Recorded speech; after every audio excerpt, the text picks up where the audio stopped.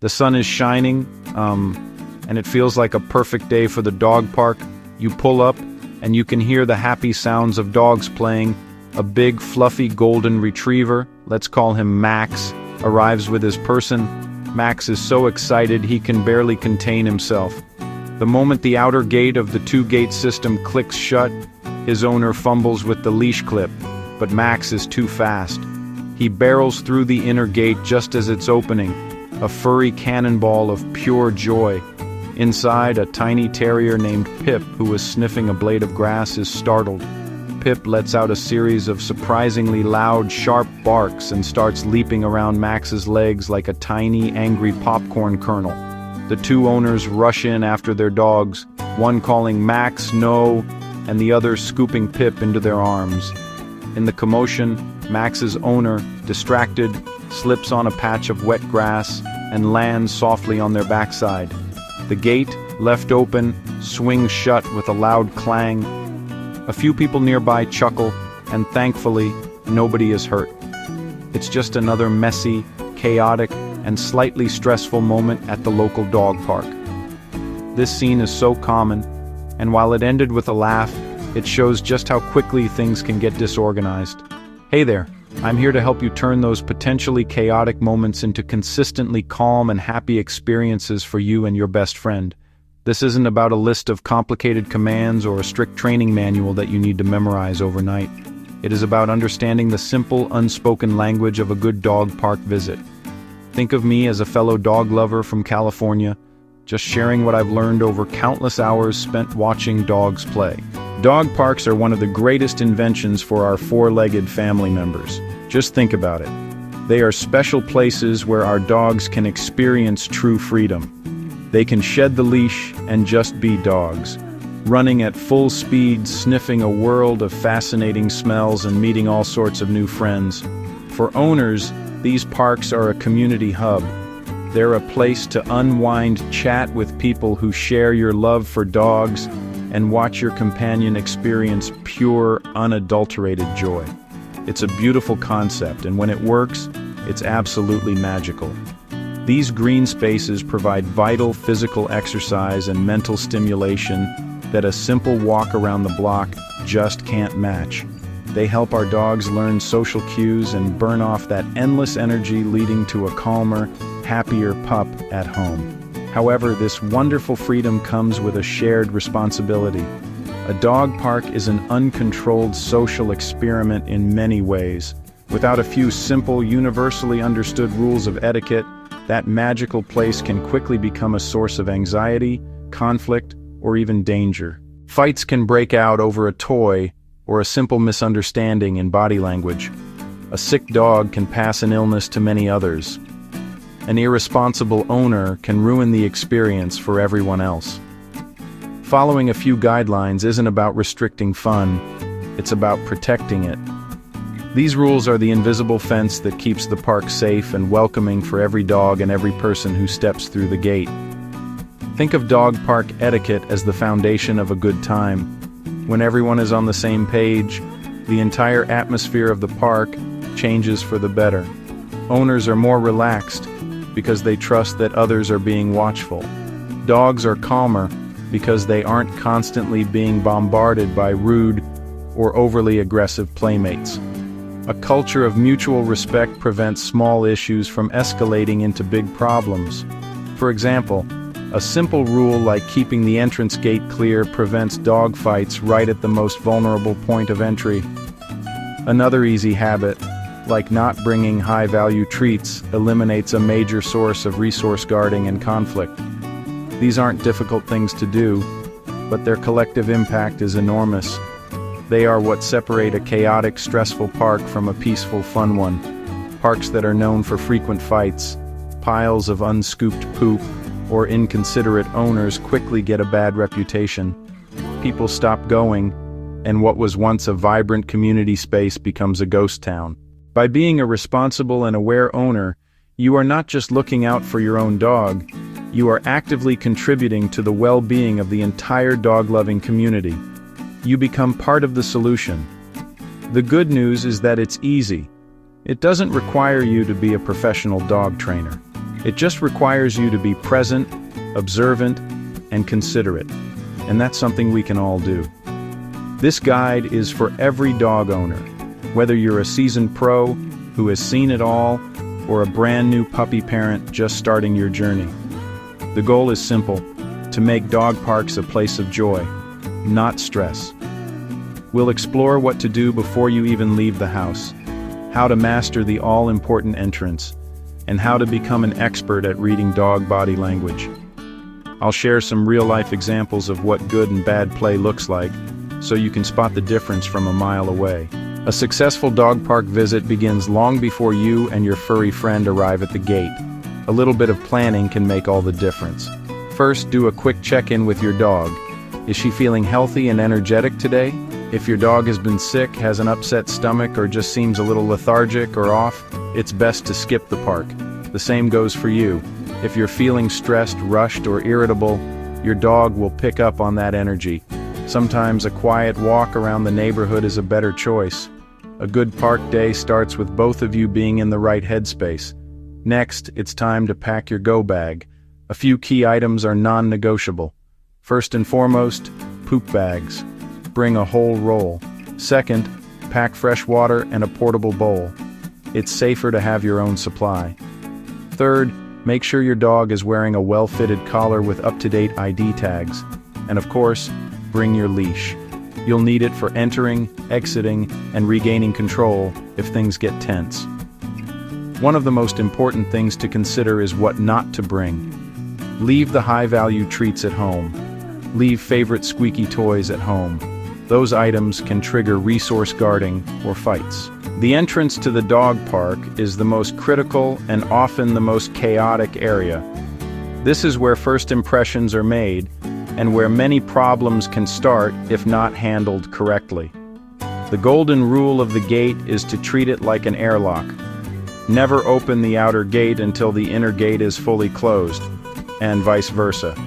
This two-gate system is designed to prevent escapes, so use it as intended.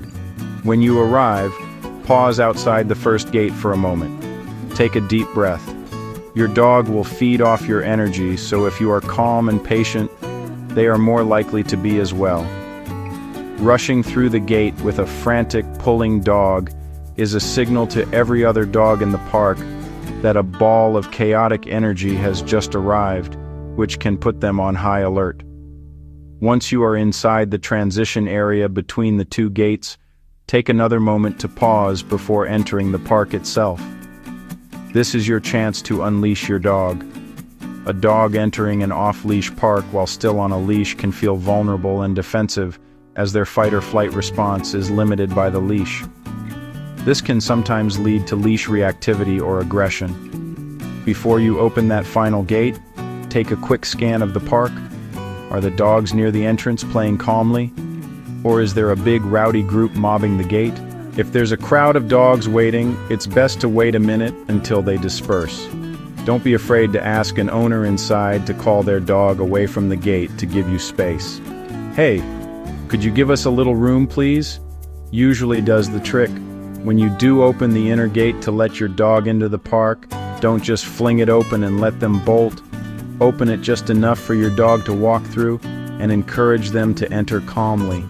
Then, step in quickly behind them and most importantly, close the gate securely. One of the biggest mistakes owners make is getting distracted by their dog's happy reunion with their friends and forgetting to latch the gate. This is how dogs get out and can end up in a dangerous situation. Make closing the gate your #1 priority before you do anything else. Once that gate is latched, you can finally relax a little and let your dog go off and explore. Your job isn't over once your dog is inside. For the first few minutes, stay close to the entrance area and observe. Watch how your dog begins to interact with the others. Are they approaching with a loose, wiggly body and a friendly tail wag? Or are they stiff with their hair raised and their body low to the ground? Once you're inside the park, your most important job is to become a professional people watcher, or rather, a professional dog watcher. Dogs communicate primarily through body language. Learning to speak their language is the key to preventing problems before they even start. You don't need to be an expert, but knowing a few basic signals for "I'm happy" and "I'm stressed" is crucial. Happy, playful dogs usually have loose, wiggly bodies. Their tails might be wagging in a wide, sweeping motion, not a stiff, high-speed vibration. They often have a relaxed, open mouth that almost looks like a smile. A play bow, front end down, back end in the air, is a clear invitation to have some fun. On the flip side, it's even more important to recognize the signs of stress, fear, or escalating aggression. A tense dog will look stiff. Their body will be rigid. Their tail might be held very high and still, or tucked tightly between their legs. You might see the hair on their back, or hackles stand up. Pay close attention to their face. Are their lips pulled back in a snarl, revealing their teeth? Is their mouth closed tightly?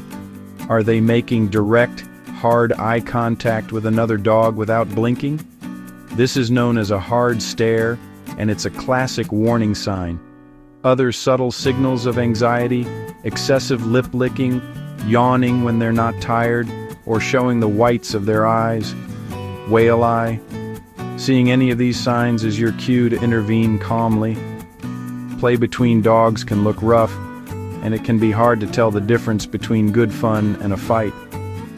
One of the best indicators of healthy play is reciprocity, taking turns. You should also see frequent pauses in the action. Dogs take a little break, shake it off, then go back to playing. If play seems one-sided, one dog constantly chasing, pinning, overwhelming the other, and the receiving dog tries to get away and hide, it's no longer fun. That's bullying. Time to step in. When you see signs of tension or one-sided play, calmly and cheerfully redirect the dogs. Don't yell or panic. That will only add more stressful energy. Use a happy, upbeat tone and call your dog over to you for a little break. You can say something like, "Max, let's go," and start walking in a different direction. This is a body block. Use your body to create space between the two dogs, or distract them with a funny noise, or start a new game in another part of the park. De-escalate smoothly without making a big scene. By constantly reading the room, you become a proactive owner who solves problems before they even happen. We'll also cover your responsibilities, cleanup, managing your own energy. A calm owner often means a calm dog, and that's a powerful tool you already possess. We're just going to learn how to use it effectively, ensuring that both you and your dog leave the park with your tails wagging. The advice I'm about to share is designed to be practical. It's not about theory, it's about action. I'm going to give you actual short, polite phrases you can say to other owners in those awkward moments when you need to step in. No more fumbling for words or feeling anxious about speaking up. These simple scripts will help you communicate clearly and kindly, which is the key to creating a positive community atmosphere. The dog park is a social environment for dogs, but it's also one for their people. How you interact with other owners is as important as how your dog interacts with other dogs. The number one rule: always stay engaged and attentive. This is not the time to be scrolling through your phone buried in a book or having a deep conversation with your back to the action. Your primary focus should be on your dog and the immediate environment. Think of yourself as a lifeguard on duty. Supervise. Anticipate potential issues. Be ready to act. By staying present, you can spot subtle body language cues and intervene early to keep everyone safer. Respect boundaries, both for dogs and for people. Not every dog wants to be petted by a stranger. Not every owner wants a long chat. Always ask for permission before reaching out to pet someone else's dog. Try, "She's beautiful. Is it okay if I say hello?" If they say no, or the dog is shy, respect it. Don't take it personally. If someone is clearly training or keeping distance, give them space. Generally, leave treats at home to avoid food conflicts. If you must give a treat, do it discreetly and away from the crowd. If you bring a ball, expect it might become a community toy. If you see tension, dogs getting stiff or becoming possessive, put the toy away. It's not worth risking a fight. Being a dog owner comes with a set of responsibilities, and those responsibilities are magnified when you enter a shared public space like a dog park. First and foremost is the health and wellness of your dog and the community. This starts with ensuring your dog is up to date on all their necessary vaccinations: rabies, DHPP, bordetella, kennel cough. Equally important is keeping your dog home if they are sick. If your dog has diarrhea, is vomiting, is coughing, or just seems unwell, the park is off limits until they are fully recovered. It's a simple act of courtesy that protects every other dog at the park. Your next major responsibility is one that nobody loves to talk about, but everyone appreciates: picking up after your dog. This one is non-negotiable. Always carry poop bags, and always keep an eye on your dog so you know when and where they go. Pick it up immediately. Leaving dog waste on the ground is not only rude and unsanitary, but it also poses a health hazard. Bacteria and parasites like Giardia and roundworms. A clean park is a healthy park, and it's a direct reflection of the owners who use it. Be the owner who picks up after their own dog and is willing to pick up a stray pile someone else missed. Beyond health and cleanup, you are also responsible for your dog's behavior. You need to have a reliable recall. This is your most important safety tool. If your dog's recall isn't solid yet, practice in a less distracting environment before heading to the park.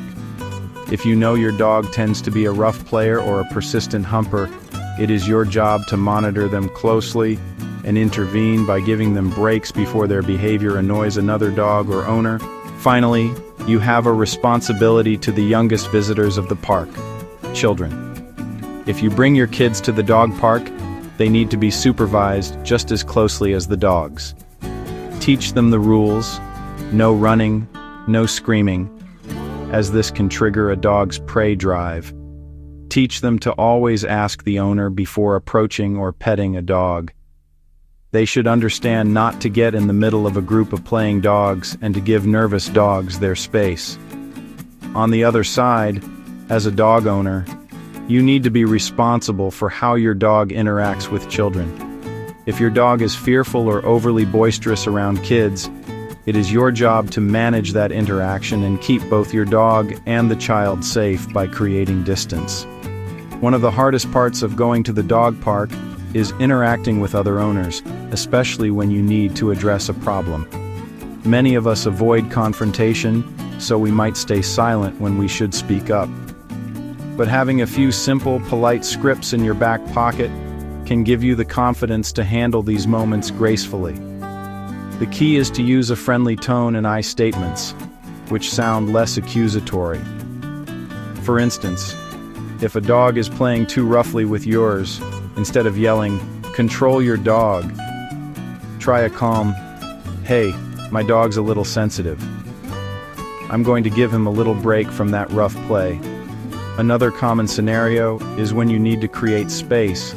A great line is, "Could you please call your dog for a moment? I'm just trying to get through the gate here." It's polite, clear, gets the job done without creating tension. If your dog is the one who is being a little too persistent with another dog, you can be proactive. Call your dog away and say with a smile, "Sorry about that. Max can be a little much sometimes." Let's say someone is trying to give your dog treats without asking and you have a strict no treats from strangers policy. You can say, "Oh, thank you so much for the offer, but he has a sensitive stomach, so we're avoiding extra treats." This is a white lie, but it's a polite way to decline without sounding rude or ungrateful. Similarly, if someone's off-leash dog rushes up to your leash dog outside the park, put your hand up in a stop gesture and say firmly but calmly, "Please get your dog. We need some space." Your confident body language and clear voice will do most of the work for you. What if you see someone breaking a major rule, like not picking up after their dog? This can be awkward, but you can still handle it with class. The "oops, you missed one" approach is often effective. You can say, "Hey, I think your dog just went over there by the tree," which sounds more like a helpful reminder than an accusation. Or, you can offer them a bag. "Do you need a bag? I've got plenty." Most people, when called out gently, will do the right thing. Using these scripts isn't about being a park police officer. It's about being a helpful community member who uses communication to keep the park safe and pleasant for everyone. You'll be ready to handle anything: an overexcited puppy, a toy guarding regular. So, take a deep breath, relax, and let's dive into the 10 minutes that will completely change your walks for the better.